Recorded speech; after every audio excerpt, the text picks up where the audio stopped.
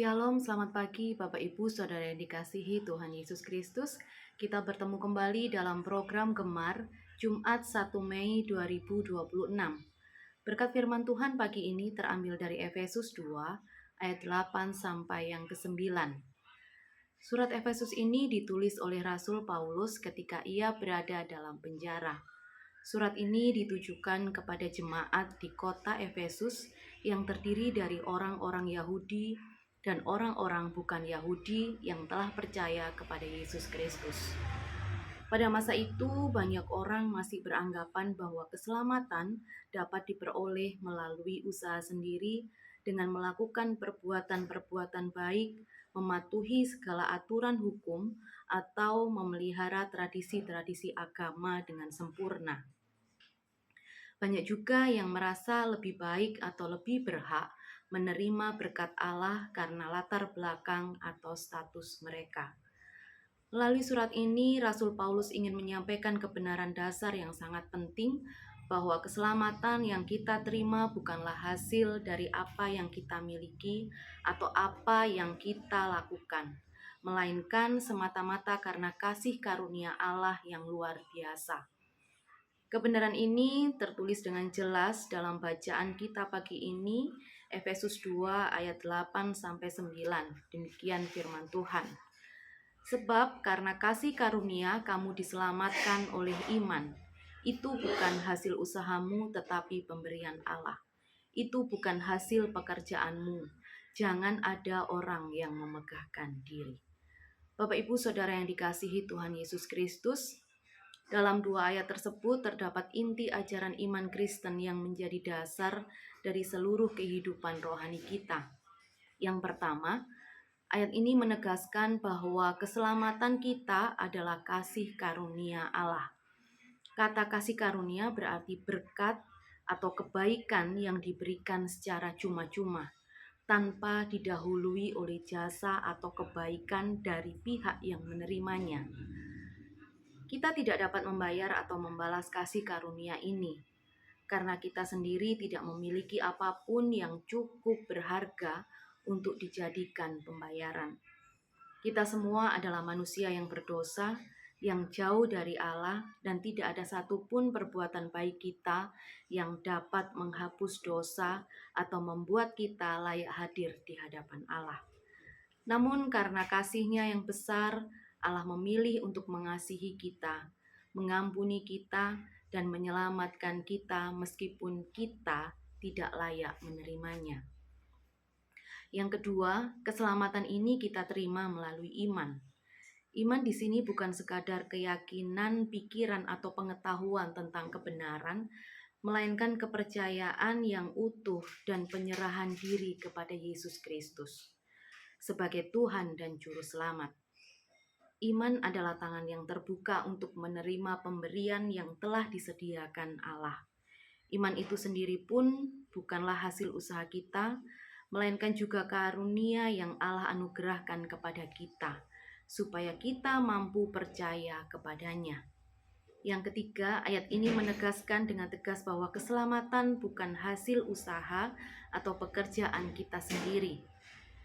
Kita tidak dapat memperoleh keselamatan dengan berdoa yang banyak, memberi sedekah, melakukan perbuatan baik, atau mematuhi segala peraturan agama dengan sebaik apapun. Semua hal yang baik yang kita lakukan adalah buah dari keselamatan yang sudah kita terima, bukan syarat untuk mendapatkannya. 4. Tujuan dari kebenaran ini adalah supaya tidak ada orang yang memegahkan diri. Jika keselamatan adalah hasil usaha kita, maka kita dapat merasa bangga, merasa lebih baik dari orang lain, atau merasa bahwa kita berhak menerima perlakuan istimewa dari Allah dan sesama manusia. Namun karena keselamatan adalah pemberian cuma-cuma, maka kita semua berdiri sama derajatnya di hadapan Allah. Semua adalah penerima kasih karunia-Nya dan tidak ada satupun yang memiliki alasan untuk menyombongkan diri. Singkatnya, ayat ini mengajarkan kita bahwa keselamatan adalah inisiatif sepenuhnya dari Allah. Dia yang memulainya, Dia yang menyediakannya dan Dia yang memeliharanya sampai kita selamat sepenuhnya. Kita hanya berperan sebagai penerima yang bersyukur. Bapak Ibu, Saudara yang dikasihi Tuhan Yesus Kristus, kebenaran firman Tuhan pagi ini bukan hanya untuk kita ketahui, tetapi harus kita hidupkan dalam keseharian kita. Bagaimana caranya? Yang pertama, hidup dengan rasa syukur yang mendalam.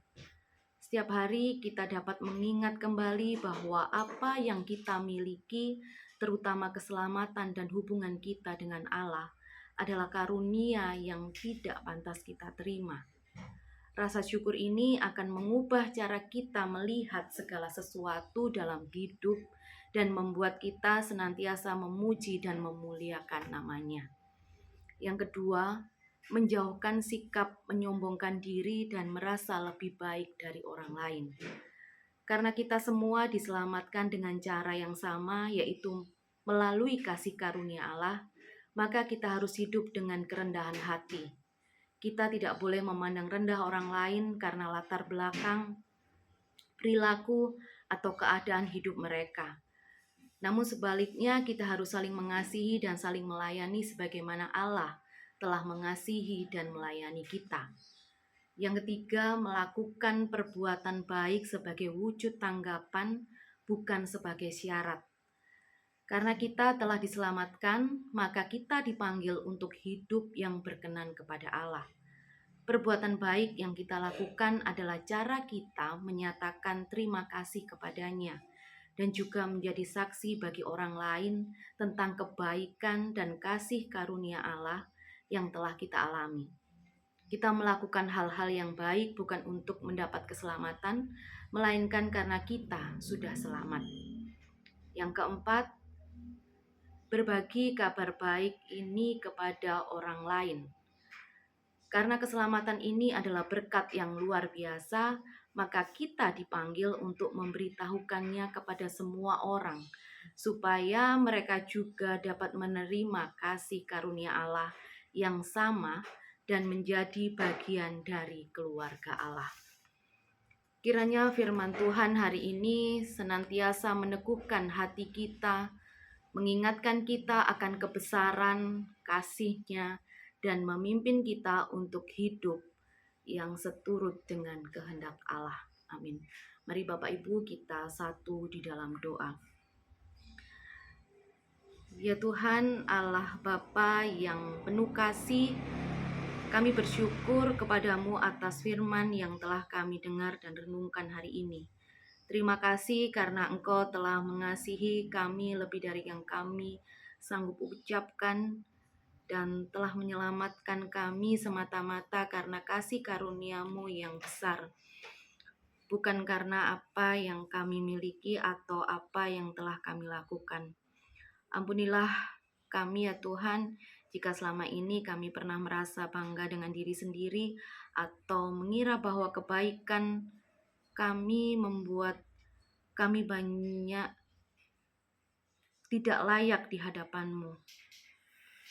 Sadarkan kami senantiasa bahwa semua yang kami miliki dan adalah pemberian dari-Mu, dan hanya di dalam Yesus Kristus kami memperoleh keselamatan dan hidup yang kekal.